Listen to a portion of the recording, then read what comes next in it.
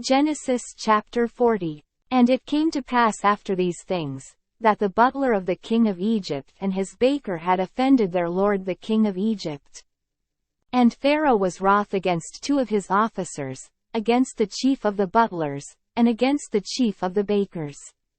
And he put them in ward in the house of the captain of the guard, into the prison, the place where Joseph was bound.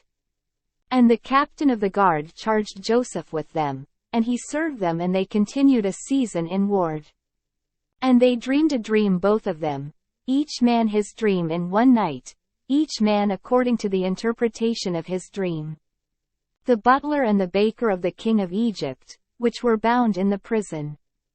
And Joseph came in unto them in the morning, and looked upon them, and, behold, they were sad. And he asked Pharaoh's officers that were with him in the ward of his lord's house, saying, Wherefore look ye so sadly today? And they said unto him, We have dreamed a dream, and there is no interpreter of it. And Joseph said unto them, Do not interpretations belong to God? Tell me them, I pray you. And the chief butler told his dream to Joseph, and said to him, In my dream, behold, a vine was before me. And in the vine were 3 branches, and it was as though it budded, and her blossoms shot forth, and the clusters thereof brought forth ripe grapes. And Pharaoh's cup was in my hand, and I took the grapes, and pressed them into Pharaoh's cup, and I gave the cup into Pharaoh's hand. And Joseph said unto him, This is the interpretation of it, the 3 branches are 3 days.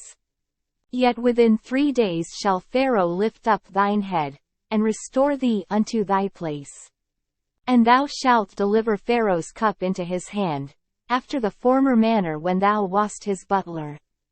But think on me when it shall be well with thee, and show kindness, I pray thee, unto me, and make mention of me unto Pharaoh, and bring me out of this house. For indeed I was stolen away out of the land of the Hebrews, and here also have I done nothing that they should put me into the dungeon.